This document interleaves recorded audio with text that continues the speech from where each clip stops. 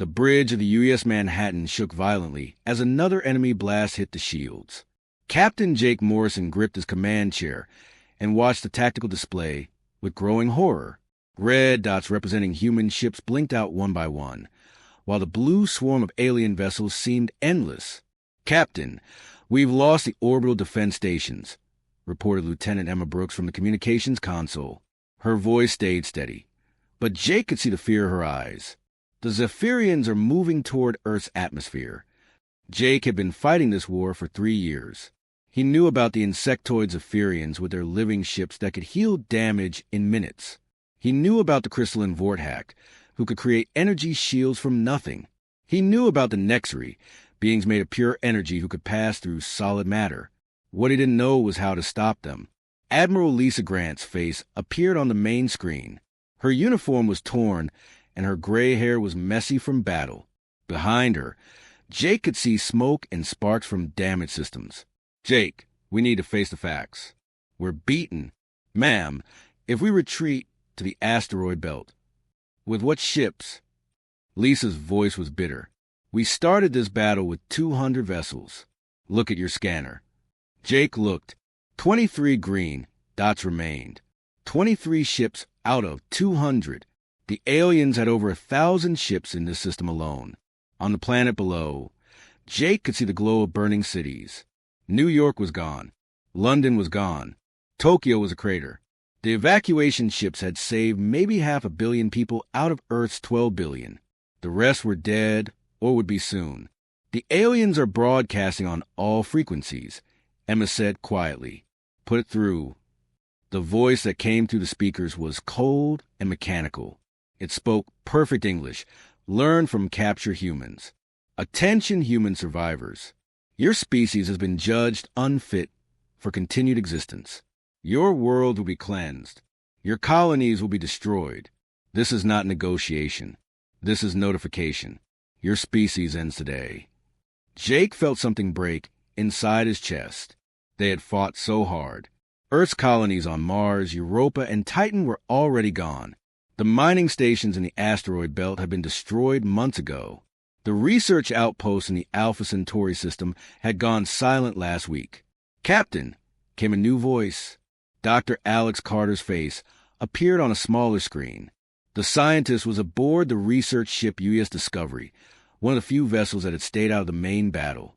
"I need to speak with you and Admiral Grant immediately. It's about Project Phoenix." Jake frowned. He'd heard rumors about Phoenix, but all the files were classified above his level. "Doctor, this isn't the time." "This is exactly the time." Alex's eyes were wild with desperation and something else. "Hope, maybe. I've been downloading data from the hidden archives on Luna Base. The military kept this secret because they thought it was too dangerous. But we're already facing extinction. What's more dangerous than that?" Admiral Grant leaned forward on her screen. "Alex, if you know something that can help us, speak now." Phoenix wasn't just a weapons program. It was research into human potential. Things we can do that other species can't. The early tests showed results that scared the generals. They buried the project 5 years ago. Another massive explosion shook the Manhattan. Through the view screen, Jake watched one of the alien battleships tear apart the USS Boston with weapons that turned matter into energy. The Boston's crew of 800 people died in 3 seconds. "What kind of results?" Lisa asked. Alex looked around nervously, as if someone might be listening. "Humans under extreme stress can adapt in ways that shouldn't be possible. Our brains can process information differently than any known species. We can learn alien technology just by touching it. We can predict enemy actions by reading tiny behavioral patterns. The test subjects developed abilities that looked like magic." Jake wanted to laugh. Magic wouldn't save them from 1,000 enemy ships. But then he remembered stories from the outer colonies, reports of human survivors doing impossible things when their families were threatened, soldiers who seemed to know where attacks were coming from before the enemies fired, engineers who could fix alien equipment without manuals.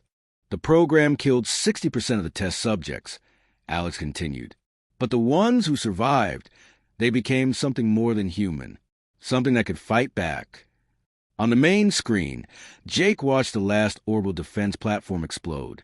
Earth now had no protection except for the 23 remaining ships of the fleet. The alien forces were forming up for the final assault on the planet's surface. How long would this process take? Lisa asked. Days for the basic enhancement. Weeks for full development. But Admiral, we don't have a choice. The aliens think they've won. They think humans are finished. Maybe it's time to show them what we really are. Jake looked at the tactical display again. The alien fleet was massive and organized. Their technology was superior. Their tactics were proven across dozens of conquered species. By every logical measure, humanity was dead. But humans had never been logical. Emma, get me a channel to all surviving ships, Jake ordered. Yes, sir. This is Captain Morrison to all human vessels. We're going to try something that's never been done before. Dr. Carter will explain the details. But here's what you need to know. We're not retreating. We're not surrendering. We're going to become something new. He paused and looked around the bridge. His crew was young, scared, and facing certain death.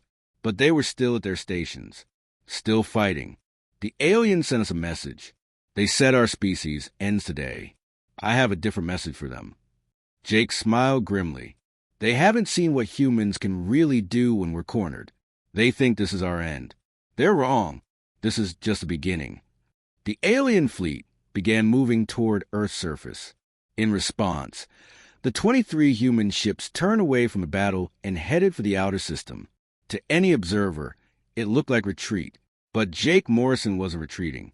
He was preparing for humanity's transformation. The aliens thought they had defeated the human race. Soon, they would learn that they had only awakened something far more dangerous than they could imagine. Dr. Carter was right about one thing. Humanity hadn't shown its true potential yet. The real war was about to begin. 3 months had passed since Earth fell. Commander Ryan Stone floated in the cargo bay of the damaged freighter UES Liberty, checking his suit seals one more time. Through the airlock window, he could see the wreckage of the transport ship, Denver spinning slowly against the stars. How many bodies this time? Asked Sergeant Paul Davis through the comm system. Doesn't matter, Ryan replied, though his stomach twisted at the thought. We need their supplies. Food, medicine, ammunition. Everything. The surviving human fleet had been hiding in the Kepler 442 asteroid belt for weeks now. 23 ships had become 19. The Zephyrian hunter-killers found them every few days. Each time, more people died. Ryan activated his maneuvering jets and pushed off toward the Denver. Behind him, Paul and 3 other scavengers followed. This was their life now, picking through the corpses of their own people, looking for anything that might keep them alive one more day. The Denver had been hit by Vorthack crystal weapons.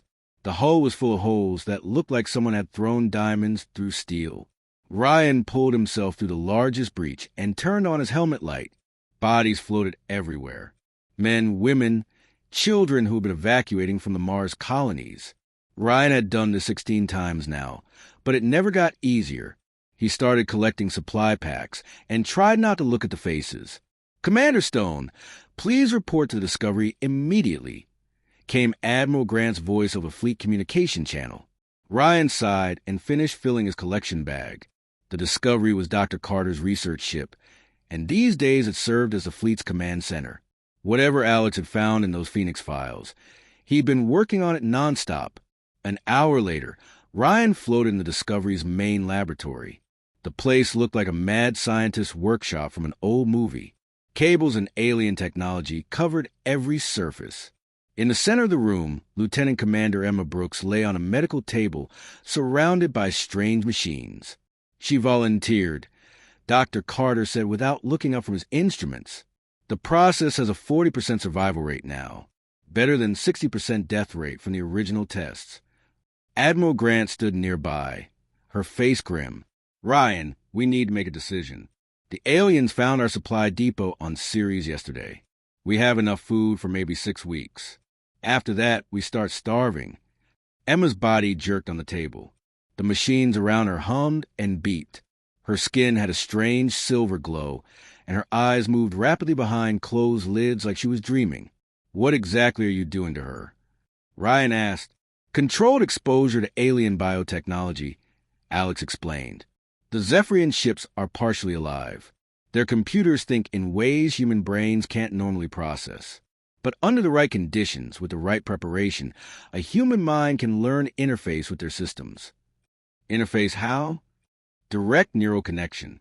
She'll be able to control alien technology just by touching it. Her reflexes will be 10 times faster than normal. Her brain will process tactical information, like a computer. Emma's eyes snapped open. They were still brown, but now they had flecks of silver that seemed to move on their own. She sat up slowly, looking around the room with an expression that was somehow different. "How do you feel?" Alex asked. Emma tilted her head, as if listening to something only she could hear. "I can hear the ship's computer. And something else. There's a Zephyrian patrol ship 3,000 kilometers from here.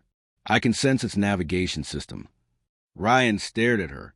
"That's impossible." Emma looked at him with those strange new eyes. "Commander, impossibility is what we need right now."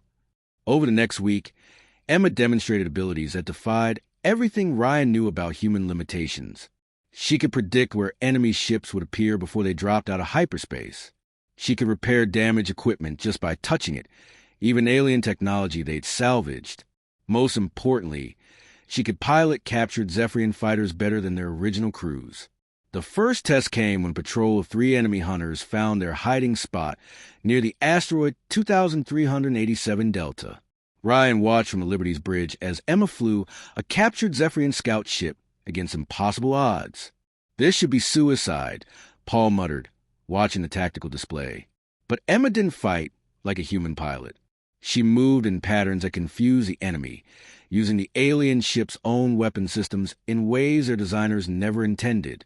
Within 10 minutes, all 3 enemy hunters were disabled or destroyed. "Bring me back," Emma's voice came through the comm system. "I need to talk to Dr. Carter about the next phase." When Emma docked with the Discovery, she was different again. The silver flecks in her eyes had grown larger, and she moved with perfect coordination. But she was still Emma, still human. "The process is working better than we hoped," she reported to Admiral Grant. "But I'm not the only one changing." "Ryan, remember Private Johnson from the supply runs?" Ryan nodded.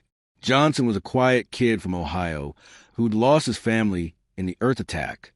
He's been developing enhanced pattern recognition. Yesterday, he spotted a Vortak ambush that our sensors missed completely. Sergeant Davis has been predicting enemy movements with 90% accuracy. We're all evolving, but the Phoenix process is making it happen faster. Dr. Carter looked up from his notes. "The stress of survival is triggering natural human adaptation.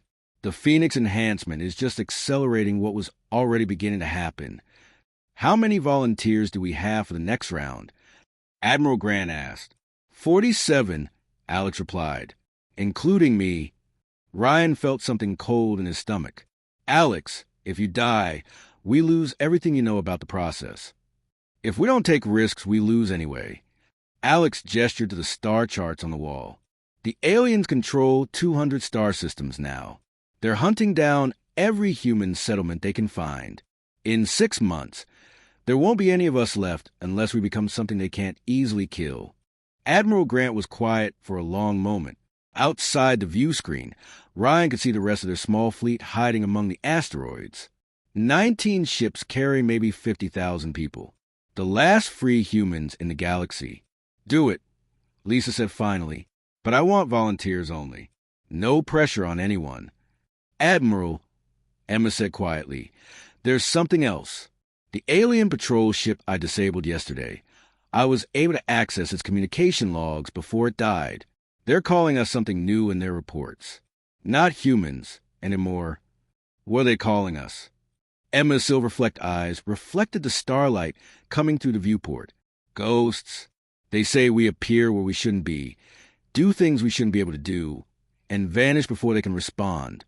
Their commanders are starting to worry." Ryan looked around the room at these people who had become his family over the past months. Admiral Grant with her iron determination, Dr. Carter with his desperate brilliance, Emma with her impossible new abilities, Paul with his growing tactical instincts. They were changing. All of them, not just the Phoenix volunteers, but everyone who had survived the fall of Earth. The pressure of extinction was forging them into something new. The aliens thought humanity was finished. They had no idea what they had really done. They hadn't ended the human race.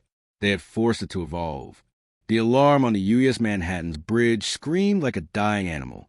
Captain Jake Morrison watched the sensor display with growing dread as red dots appeared at the edge of the system. 12 Zephyrin hunter killers had just dropped out of hyperspace, and they were heading straight for the asteroid field where the human fleet was hiding. "How did they find us this time?" asked Lieutenant Tony Rodriguez from the weapons station. "Doesn't matter now," Jake replied. He opened a channel to the fleet. "All ships, this is Morrison. We have company incoming. Prepare for emergency scatter protocol."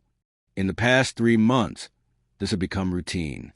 The aliens would find them, the humans would run, and a few more ships would die in the process. Jake was tired of running. He was tired of watching his people die. "Captain," came Emma Brooks' voice from Discovery, "I'm launching in a captured scout ship. Maybe I can buy you some time." "Emma, there are 12 of them and one of you. That's suicide." "Sir, with respect, I'm not the same person who volunteered for Phoenix Process 3 months ago." Jake knew she was right. Emma had changed in ways that still amazed him. Her reflexes were impossibly fast. Her tactical awareness was perfect, and she could interface with alien technology like she was born to it. But 12 enemy ships was 12 enemy ships. "Do it," he said finally. "But stay alive. We need you." Through the view screen, Jake watched Emma's small scout ship emerge from behind an asteroid and accelerate toward the incoming enemy fleet. The Zephyrian vessels were already spreading into attack formation, their living hulls pulsing with bioluminescent patterns that served as both communication and intimidation. "Tactical display on main screen," Jake ordered. The battle began like nothing Jake had ever seen. Emma's ship moved in ways that seemed to ignore physics. She rolled and twisted between enemy fire, using the scout ship's alien systems in combinations that made the vessel perform beyond its design limits. The first enemy hunter exploded when Emma somehow overloaded its shields from the outside. The second lost all power when she transmitted a virus through its own communication system.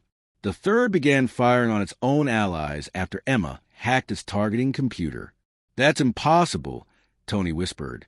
"She's fighting 12 ships and winning." But Jake could see that Emma was pushing herself beyond safe limits. Her ship's hull was glowing white-hot from the strain, and the alien systems were beginning to fail under her enhanced control. "All ships, move to support Emma," Jake ordered. "We're done running." The human fleet emerged from hiding and charged toward the battle. Jake expected to die, but something strange happened. The enhanced humans throughout the fleet began coordinating without conscious communication. Sergeant Paul Davis, now serving as tactical officer on the Liberty, began predicting enemy movements with perfect accuracy. Dr. Kate Stevens on the supply ship Denver somehow learned to jam Zephyrian communications just by touching her console. Private Johnson, the quiet kid from Ohio, started routing power through damaged systems in ways that shouldn't have worked but did.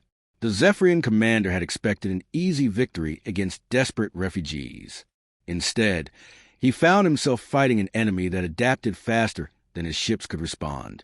Human vessels that should have been destroyed kept fighting with jury-rigged repairs that turned wreckage into weapons. "Emma, what's happening to us?" Jake asked over the comm system as his own ship performed maneuvers that exceeded its design specifications. "We're becoming what we were always meant to be," Emma replied. Her voice sounded different now, layered with harmonics that suggested she was simultaneously communicating with multiple ship systems. The aliens never understood what human potential really means. The battle ended when the last 3 Zephyrian ships retreated into hyperspace, carrying reports that would puzzle their commanders for months. 12 hunter-killers had been defeated by 19 human refugee ships with inferior weapons and damaged systems. But the victory came with a cost. 3 human ships were too damaged to continue, and the fleet's medical bays were full of wounded. Worse, the Zephyrians now knew exactly where they were hiding. Admiral Grant called a fleet conference that evening aboard the Discovery. The leaders of the surviving ships gathered in the main laboratory, where Dr. Carter had set up his Phoenix enhancement equipment. "We can't keep running," Lisa said without preamble. "Today's battle proves that. But it also proves something else. We're not the same species that lost Earth 3 months ago." Dr. Carter nodded enthusiastically. "The combat data from today shows enhancement levels that should be impossible. Emma achieved neural connection speeds that exceed our theoretical maximums. Paul predicted enemy tactics with accuracy rates above human capability. Kate interfaced with alien systems she'd never seen before. It's not just the Phoenix volunteers," added Commander Stone. "Johnson hasn't been enhanced, but his technical intuition is off the charts. Half the crew of the Boston is showing similar improvements. We're all evolving." Emma stood near the view screen, her silver-flecked eyes reflecting the light from the gas giant where they were hiding. "The aliens made a mistake when they tried to exterminate us. They thought they were ending human potential. Instead, they triggered something that had been dormant in our species." "What do you mean?" Jake asked. "Humans are the only species in known space that improves under pressure. Every other race reaches a plateau and stays there. But we keep changing, keep adapting, keep becoming more than we were. The Phoenix process just accelerates what we do naturally."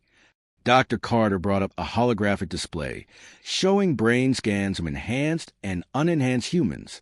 "Look at this data. Emma's neural pathways have reorganized into patterns we've never seen. But Johnson's brain is showing similar changes just from combat stress. The entire crew of the Manhattan is developing enhanced pattern recognition.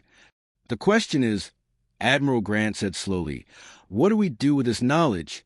Jake looked around the room at these people who had become his family. They had lost their homeworld, their civilization, their entire way of life. But they were becoming something new, something the aliens had never encountered before. "We stop hiding," he said finally. "We find the other human survivors scattered across the galaxy. We help them develop the same abilities we're gaining. And then we show the aliens what happens when you threaten a species that refuses to stay extinct." Emma smiled, and for a moment the silver in her eyes blazed brighter. "The Zephyrian commander who retreated today will report something impossible to his superiors. He'll tell them that humans can do things that shouldn't be possible, that we're adapting to their technology faster than they can adapt to ours. Will they believe him?" Paul asked. "It doesn't matter if they believe him," Emma replied, "because by the time they figure out what's really happening, we'll be ready for them. And they'll learn that trying to exterminate humanity was the biggest mistake they ever made." Outside the view screen, the gas giant storm swirled in patterns that looked almost like alien writing. But Jake wasn't thinking about the beauty of the view. He was thinking about the future, and for the first time since Earth fell, that future looked like something worth fighting for. 6 months after battle in the gas giant's rings, engineer Ben Collins stood in the Discovery's main workshop, staring at what used to be a Vortex shield generator. Now it was something entirely different. The crystalline structure had been integrated with human power systems and Zephyrian biocircuits, creating a hybrid device that produced shields 3 times stronger than the original. "How did you know to connect the neural pathways to the crystal matrix?"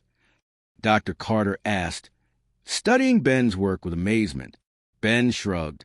He was a quiet man from Denver who had volunteered for Phoenix enhancement 2 months ago.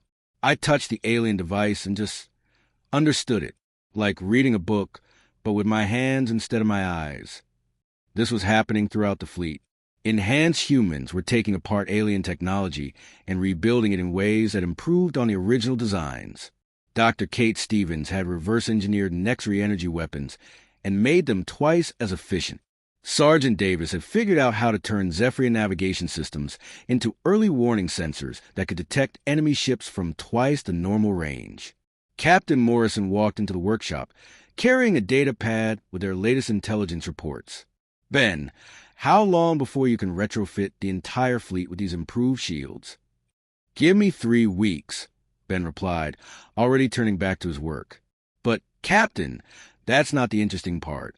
Watch this." Ben placed his hands on a damaged Zephyrian weapon that had been salvaged from their last battle. For a few seconds, nothing happened. Then the weapon began to glow, its organic circuits rearranging themselves under Ben's touch. When he stepped back, the weapon looked completely different. I didn't just repair it, Ben explained. I improved it. The new design is 30% more powerful and uses half as much energy. And the best part? It can be manufactured using our existing production facilities. Dr. Carter ran his scanner over the modified weapon. Ben, this is incredible. You've created something that's better than either human or alien technology alone. That's what we do now, Ben said matter-of-factly. We don't just use their tech. We make it better. Across the fleet, Communications Officer Rachel Price was discovering similar abilities. She had been enhanced 4 months ago, and now she could interface with alien communication systems in ways that amazed even herself. Today, she was trying something that should have been impossible. I'm detecting signals from the Tau Ceti system, she reported to Admiral Grant. Human survivors, but they're using equipment I don't recognize. Unknown human equipment? Lisa asked, frowning. Wait, Rachel said, pressing her hands against the alien communication array she'd been modifying. I'm getting clearer signals now. There are human settlements on 12 different worlds. Admiral, they're not just surviving, they're thriving. The reports that came in over the next few days painted a picture that changed everything. Human survivors throughout the galaxy were spontaneously developing abilities similar to the Phoenix enhancements. On Kepler 452b, isolated colonists had learned to interface with Vorthack technology without any training. On Proxima Centauri C, human miners were using modified Nexri equipment to extract resources from asteroids with unprecedented efficiency. It's not just us, Emma Brooks explained during a fleet-wide conference call. Her abilities had continued to evolve, and now she could maintain simultaneous neural links with multiple alien systems while still functioning normally. Stress and survival pressure are triggering these changes in humans everywhere. Dr. Carter brought up a galactic map showing confirmed human settlements. Red dots marked worlds that had been attacked by the alien coalition. Green dots showed places where humans were not just surviving, but actually expanding their capabilities. Look at this pattern, he said, pointing to clusters of green dots. Every human population that's been under severe pressure is developing enhanced abilities. The ones that have been left alone are advancing more slowly. It's like the aliens are accidentally helping us evolve, commented Commander Stone from his position aboard the Liberty. Admiral Grant studied the map carefully. Rachel, can you establish secure communications with these other settlements? Already working on it, Rachel replied. The interesting thing is that each group has developed slightly different specializations. The Tau Ceti survivors are incredible with biotechnology. The Alpha Centauri group has mastered energy manipulation. The Kepler 442 colonists have become amazing at materials engineering. Captain Morrison leaned forward in his chair. You're saying we're not just evolving individually. We're evolving as a species, with different human populations developing different strengths. Exactly, Dr. Carter confirmed. And when we combine our abilities, we create something that's greater than the sum of its parts. The proof came 2 weeks later when they established contact with Captain Lisa Kim, the leader of the Tau Ceti survivors. Her people had been hiding in the asteroid belt of their system for 8 months, slowly developing biotechnology skills that let them interface with Zephyrian living ships. We've captured 3 enemy vessels, Lisa Kim reported during their first video conference. Not destroyed, captured. My people can actually communicate with the ship organisms and convince them to switch sides. On Jake's end of the call, Dr. Stevens gasped. You're talking to the ships themselves? The Zephyrian vessels aren't just tools, Lisa Kim explained. They're living creatures that have been enslaved by their builders. When we show them kindness instead of domination, they respond by helping us. This news spread through the human fleet like wildfire. The aliens weren't just using superior technology. They were using enslaved living beings as their ships. And humans, with their developing empathic abilities, could communicate with these enslaved creatures. Within days, Emma Brooks was working with Lisa Kim's people to develop new techniques for communicating with captured alien vessels. The results were remarkable. Not only could enhanced humans take control of enemy ships, but they could actually convince the living ships to fight against their former masters. The aliens have made another mistake, Admiral Grant observed during a strategy meeting. They built their entire fleet using enslaved creatures, and humans, apparently, are natural liberators. But the most significant discovery came from Sergeant Davis, whose predictive abilities had grown so advanced that he could anticipate enemy tactics days before they were implemented. Admiral, he reported during a routine intelligence briefing, I've been analyzing the patterns in alien fleet movements. They're consolidating their forces. All three species are pulling back from their expansion efforts and focusing on hunting human survivors. Why would they do that? Jake asked. Paul's enhanced tactical awareness let him see patterns that normal human intelligence missed. They're scared. Reports of human capabilities are spreading through their command structure.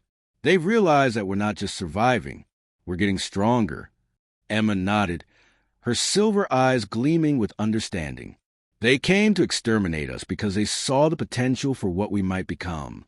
Now they're seeing that potential being realized, and they're trying to stop it before we become unstoppable.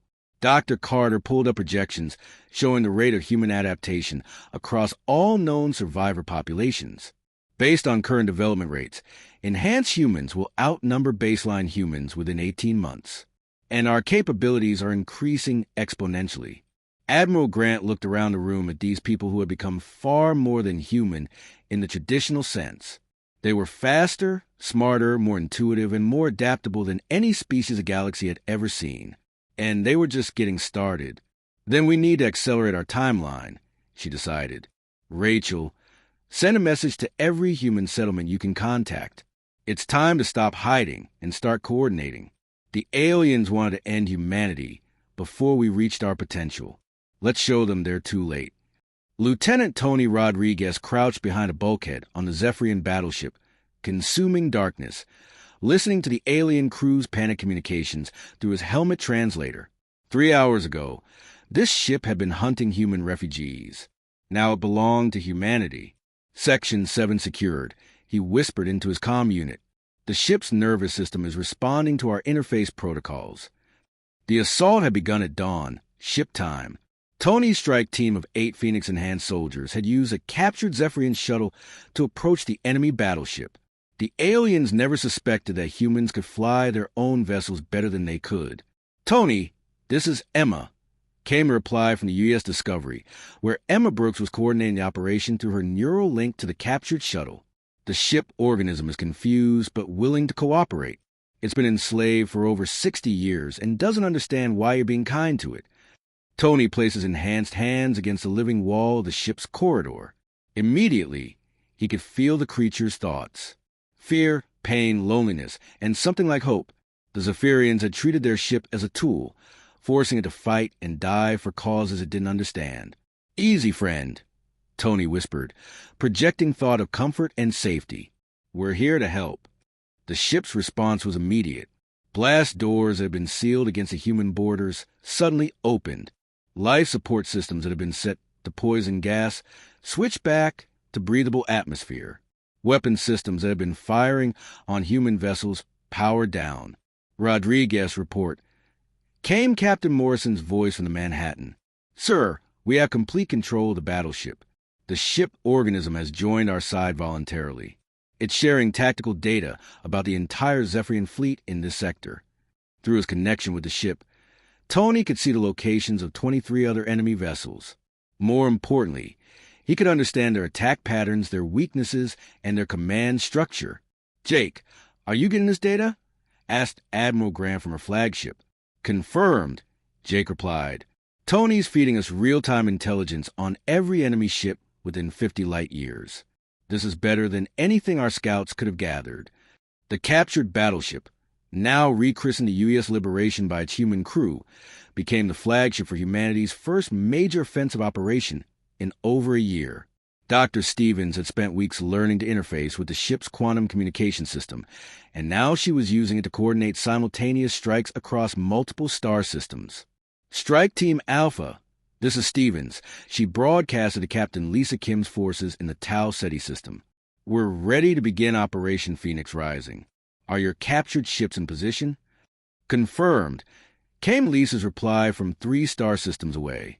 We have 5 converted Zephyrian vessels and 2 Vorthack crystalline cruisers. All ship organisms have agreed to help us. The plan was ambitious beyond anything humanity had attempted before. Instead of hiding and running, they would strike at 12 Zephyrian supply convoys simultaneously, capturing or destroying enough resources to cripple the alien war effort in this entire sector of space. Remember, Emma's voice came through the fleet communication system. We're not just fighting a war, we're liberating enslaved creatures and showing the galaxy that there's another way to live. Tony felt the liberation shudder as its biological engines engaged. Around him, the ship's living corridors pulsed with excitement. After decades of forced service, the creature was finally fighting for something it believed in. The first convoy they hit was a routine supply run between Zephyrian mining worlds. 3 enemy frigates escorting 5 cargo vessels. The aliens expected no resistance in their own territory. They were wrong. Tony watched from the Liberation's bridge as the strike team's tactics unfolded. Instead of predictable human assault patterns the aliens had learned to counter, the enhanced humans fought with fluid adaptability that confused their enemies. Sergeant Davis, now commanding a captured Vorthack cruiser, used his predictive abilities to anticipate enemy movements before they were made. Dr. Collins, flying a modified Nexury energy fighter, interfaced directly with enemy shield systems and turned their own defenses against them. Private Johnson, the quiet kid from Ohio, somehow convinced an entire enemy frigate to surrender by communicating with its ship organism through quantum resonance patterns. "This is impossible," came a translated Zephyrian communication from one of the convoy escort ships. "Humans cannot do these things." But Tony knew they could, because he was doing them. His enhanced nervous system let him control multiple ship functions simultaneously while maintaining tactical awareness that exceeded any known species' capabilities. He wasn't just fighting in the battle. He was conducting it like a symphony. The engagement ended in 18 minutes. All 3 escort ships were captured or destroyed, and the 5 cargo vessels were taken intact. More importantly, the humans had suffered 0 casualties while capturing enough supplies to support their fleet for months. "Tony, excellent work," came Admiral Grant's congratulations. "But this is just the beginning. Stevens, what's the status on the other strike teams?" Dr. Stevens, her consciousness linked to quantum communication networks across multiple star systems, reported successes that seemed impossible. All 12 operations successful. We've captured 43 enemy vessels and liberated over 200 ship organisms. Total human casualties: 7 wounded, 0 killed. Captain Morrison's voice carried amazement and something like awe. "In one day, we've captured more enemy ships than we lost in the entire first year of the war." But the real victory was in the intelligence they had gained. The liberated ship organisms shared decades of accumulated knowledge about alien fleet dispositions, supply lines, and strategic plans.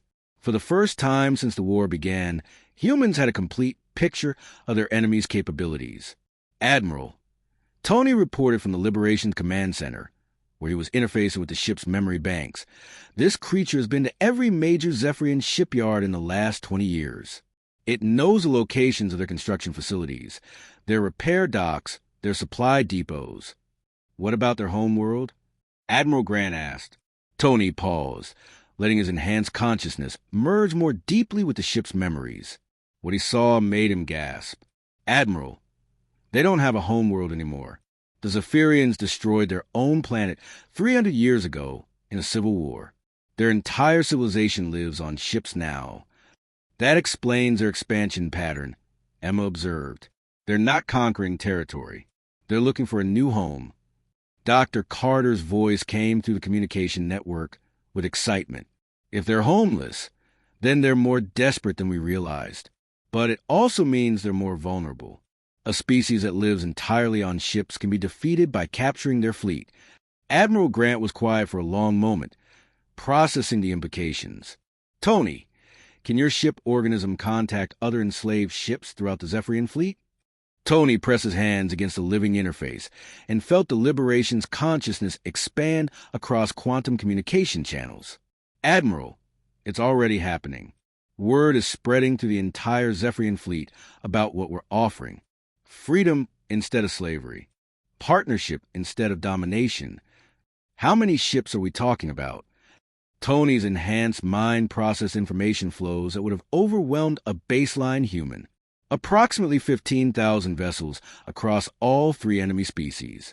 And Admiral, they're all interested in joining us. The silence that followed was profound. 15,000 ships was more than double the size of the original human fleet at the start of the war. Then we're not fighting a war anymore, Admiral Grant said finally. We're leading a revolution.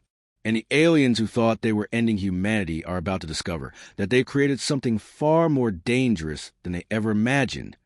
Through the liberation sensors, Tony could see human ships throughout the sector regrouping for the next phase of operations. They were no longer refugees fleeing from superior enemies. They were liberators, and their revolution was just beginning. Dr. Kate Stevens floated in the quantum communication chamber aboard the captured Nexary vessel Eternalite.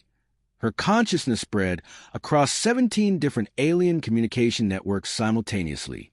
After months of enhancement, she had learned to exist in multiple information streams at once, processing data that would drive a normal human mind insane. Today, she was hunting for answers about why the war had really started. "Kate, are you finding anything useful?" came Emma Brooks' voice through the neural link they shared. "More than useful," Kate replied, her awareness flickering between Zephyrian fleet communications, Vorthack collective consciousness nodes, and Nexary energy pattern exchanges. "I'm finding the truth." She had been monitoring intercepted alien communications for weeks, looking for patterns in their strategic planning. What she discovered was disturbing. The three alien species hadn't attacked humanity because of territorial disputes or resource conflicts. They had attacked because they were terrified. "Emma, patch me through to Admiral Grant and Captain Morrison immediately," Kate said, pulling her consciousness back to focus on a single crucial conversation she'd found in the Vorthack archives. Minutes later, the senior command staff were linked into Kate's neural network, experiencing the alien communications directly through her enhanced perception. "This is a council session from 5 years ago," Kate explained as data flowed through their shared connection. 2 years before they attacked Earth. The Vorthack collective mind spoke in crystalline harmonies that Kate's enhanced brain translated into human concepts. The species on the third planet of the solar system shows unprecedented adaptation rates. Our projections indicate they will surpass our technological capabilities within 50 years if left undisturbed. A Zephyrian war mind responded with bioelectric patterns that conveyed urgent concern. Our enslaved ship organisms report increasing unrest when operating near human space. The humans emit empathic resonances that disrupt our control systems. Some ships have attempted to break free of their conditioning. The Nexary Energy Collective added its own assessment. Human neural patterns are unique in known space. They demonstrate hybrid consciousness capabilities that combine individual awareness with collective coordination. This should be impossible according to established evolutionary principles. Kate felt the human command staff shock as they processed this information. Captain Morrison was the first to speak aloud. "They attacked us because they knew what we would become." "It gets worse," Kate said, accessing deeper archive levels. "Look at this strategic assessment from the Zephyrian High Command." More alien thoughts flowed to the neural link. "Human exposure to our technology results in rapid adaptation and improvement of our designs. Test subjects captured from their outer colonies demonstrated ability to interface with and enhance our systems beyond original specifications. Recommendation: complete extermination before this capability spreads to their entire population." Admiral Grant's mental voice carried cold anger. They weren't trying to conquer us. They were trying to commit genocide to prevent us from becoming a threat. "That's not even the worst part," Kate continued, her consciousness diving into Nexary energy pattern records. "They've done this before. 17 other species over the past 2,000 years. Every time they detected rapid evolution or technological adaptation, they intervened with cleansing operations. The data Kate shared showed a pattern of systematic extermination across the galaxy. Species that developed too quickly, adapted too well, or showed signs of transcending their original limitations were destroyed before they could reach their potential. The three species coalition saw themselves as guardians of galactic stability, preventing dangerous evolution. Emma's enhanced awareness processed the implications faster than the others. We're not the first species they've tried to exterminate for evolving too quickly, but we might be the first to survive it. More than survive, Dr. Carter's voice joined the neural link as he accessed the data from his laboratory aboard the Discovery. Kate, cross-reference this information with our Phoenix development records. Kate's consciousness expanded to encompass both datasets, and what she found made her gasp. The aliens' own technology is accelerating our evolution. Every time we interface with their systems, we adapt faster. They created the very conditions that would maximize human development. Captain Morrison laughed grimly. So by trying to destroy us, they guaranteed we would become exactly what they were afraid of. It's worse than that, Kate continued, accessing real-time communication intercepts from the current alien fleet. They're panicking. Listen to this from a Zephyrian fleet commander yesterday. The translated message was filled with frustrated confusion. Human capabilities continue to exceed all projections. They pilot our ships better than our crews. They improve our weapons beyond original design parameters. They communicate with our ship organisms and turn them against us. Request immediate reinforcement of all hunting fleets. A Vorthack response carried crystalline notes of fear. Our collective consciousness cannot predict human tactical decisions. They operate outside established patterns. Some humans appear to interface directly with quantum probability streams. This should not be possible for carbon-based life forms. The Nexri Energy Collective's reply was even more disturbing. Human consciousness patterns are evolving in real time. Each generation of enhanced individuals exceeds the capabilities of the previous. At current development rates, they will achieve abilities we cannot comprehend within one solar cycle. Admiral Grant processed this information with the tactical awareness that had kept humanity alive for the past year. So they started a war to prevent us from evolving, and the war itself is forcing us to evolve faster than they ever imagined possible. Admiral, Kate said, her consciousness touching communication networks throughout human space. It gets better. Remember those human settlements we contacted? They're all reporting similar acceleration in development. The pressure of survival is triggering genetic changes that should take millennia.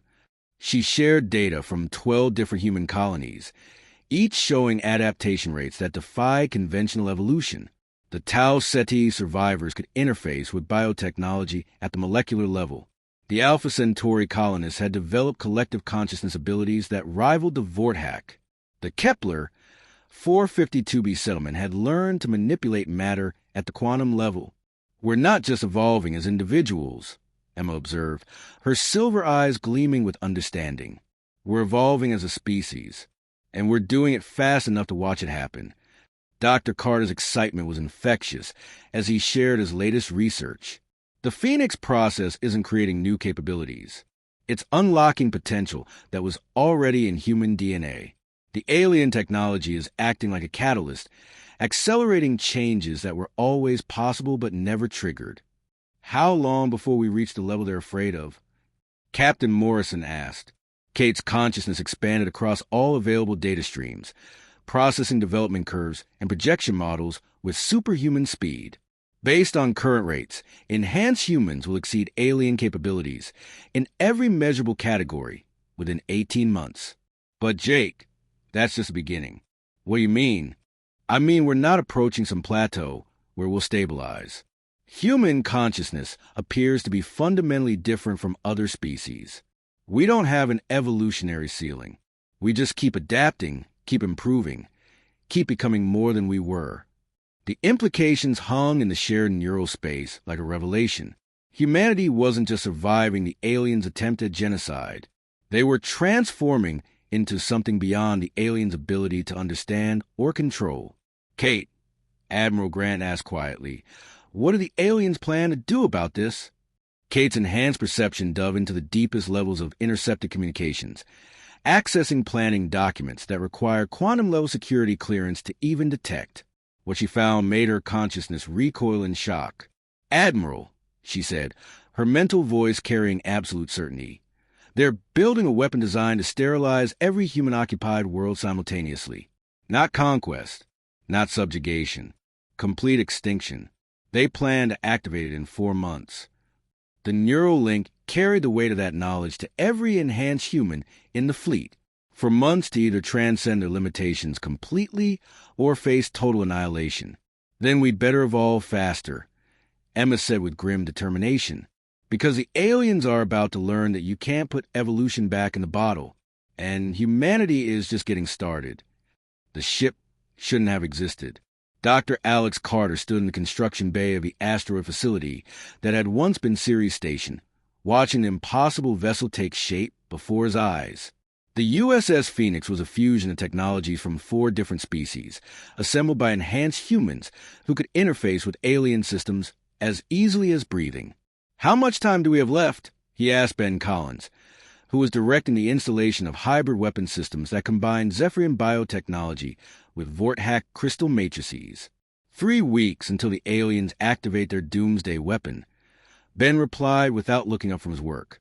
His hands moved across the alien components with perfect precision, making connections that shouldn't have been possible. "But Alex, look at this." Ben gestured to the ship's hull, where human metal plating had been seamlessly integrated with living Zephyrian armor and Vorthack crystal structures. The entire surface pulsed with energy patterns from captured Nexary power cores. "It's not just a ship anymore," Ben continued. "It's a hybrid organism. Part machine, part living creature, part crystalline consciousness, part energy being. And somehow it all works together." Alex ran his enhanced hands along the hull and gasped. He could feel the ship's awareness, a complex consciousness that was somehow both alien and human. The Phoenix wasn't just a weapon they had built. It was a new form of life they had created. "Dr. Carter," came Emma Brooks' voice from the ship's bridge. "You need to see this." Alex made his way through corridors that shifted and adapted as he walked, the ship's living components recognizing his presence and adjusting to optimize his movement. When he reached the bridge, he found Emma interfacing with a control system that defied description. "The ship is thinking," Emma said, her silver eyes reflecting the complex displays around her. "Not like a computer thinks, but like a living being with hybrid consciousness. It's processing information from all 4 technological bases simultaneously and creating solutions none of the original species ever imagined." Through the ship's sensors, Alex could see the rest of the human fleet preparing for what would likely be their final battle. Captured and converted alien vessels formed the core of their forces, but now they were supported by dozens of hybrid ships built using the same principles as the Phoenix. "Emma, what's the status on the doomsday weapon?" Alex asked. "Commander Brooks has been tracking its construction through our network of liberated ship organisms," Emma replied, her consciousness linked to intelligence sources across half the galaxy. "It's located in the Rigel system, protected by the largest concentration of alien forces ever assembled, over 3,000 ships." Alex felt his heart sink. Even with their enhanced capabilities and converted alien vessels, the human fleet numbered fewer than 800 ships. The odds were impossible. But Emma continued with a smile that carried hints of silver light. "We're not planning to fight 3,000 ships. We're planning to liberate them." The strategy briefing that followed brought together enhanced humans from across the fleet through quantum-linked neural networks.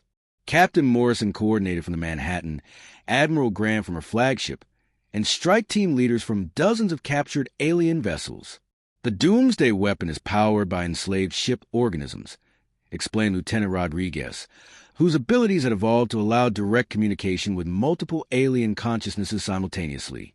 Over 500 Zephyrian living ships are being forced to power the weapon's charging systems. Dr. Stevens, her consciousness distributed across 17 different information networks, provided tactical details. The weapon itself is a hybrid device. Vorthack crystal amplifiers focus energy from Nexary power cores, channeled through Zephyrian biological systems. It's designed to create a quantum resonance cascade that will disrupt human neural patterns across interstellar distances. "In other words," Captain Morrison summarized, "they're planning to kill every human in the galaxy simultaneously by attacking our consciousness directly." "Exactly," Stevens confirmed. "But they've made the same mistake they always make. They've built their superweapon using enslaved creatures who don't want to serve them." Emma's awareness expanded to encompass the tactical situation around the Rigel system. Through her enhanced perception, she could sense the trapped ship organisms powering the alien doomsday device. They were in pain, forced to channel energies that burned their consciousness while serving a cause they hated. "Tony, can you establish communication with the enslaved ships?" Emma asked. Lieutenant Rodriguez, now aboard a converted Vortak cruiser, pressed his enhanced consciousness against quantum communication channels. "Already working on it. Emma, they're desperate. They've been enslaved for decades, some for over a century. They'll do anything for freedom." The plan that emerged was audacious beyond anything humanity had attempted. Instead of attacking the weapon directly, they would liberate the ships powering it, turning the aliens' greatest weapon into humanity's greatest victory. "It's never been tried on this scale," Admiral Grant warned during the final briefing. "Simultaneously liberating 500 enslaved ship organisms while fighting the largest alien fleet ever assembled." "Admiral," Emma replied, her consciousness already reaching across space to touch the trapped ship organisms, "we're not the same species that barely escaped Earth 18 months ago. We're not even the same species we were 6 months ago. Human consciousness is evolving faster than we can measure it. The Phoenix launched first, its hybrid systems allowing it to slip through alien sensor networks undetected. Behind it, the human fleet moved into position, each ship crewed by enhanced humans whose capabilities seemed to expand with each passing day. Alex Carter, now serving as the Phoenix's chief science officer, felt his consciousness merge with the ship's hybrid awareness as they approached the Rigel system. Through the ship's senses, he could perceive reality in ways that human language couldn't describe. Energy patterns, quantum fluctuations, and consciousness streams all became part of his expanded awareness. Beginning Liberation Protocol, Emma announced as the Phoenix entered the outer edge of the alien fleet formation. What happened next would have been impossible for baseline humans to accomplish. Emma's consciousness expanded across quantum communication channels, reaching out to hundreds of enslaved ship organisms simultaneously. Tony and his team established neural links with captured vessel networks throughout the alien fleet. Dr. Stevens began infiltrating the command systems of the doomsday weapon itself. The liberation began slowly, with individual ship organisms recognizing the presence of humans who offered freedom instead of slavery. But as word spread to biological neural networks that connected the alien fleet, the revolution accelerated.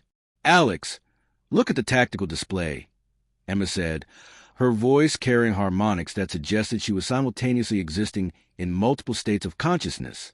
The display showed something unprecedented. Green dots began appearing throughout the alien fleet as enslaved ship organisms turned against their masters. Not dozens of ships, not hundreds, but thousands. The aliens' greatest concentration of military power was dissolving into chaos as their own vessels joined the human cause. "Emma, this is impossible," Alex whispered, watching as the doomsday weapon's power readings dropped to zero. The enslaved ships that had been forced to power it were breaking free of their conditioning. "No," Emma replied, her silver eyes blazing with light that seemed to come from beyond human understanding. "This is what we were always meant to become. The aliens tried to stop human evolution, but all they did was accelerate it." Through the Phoenix's hybrid consciousness, Alex could sense a change spreading throughout human space. Enhanced humans were becoming something that transcended their original species' limitations.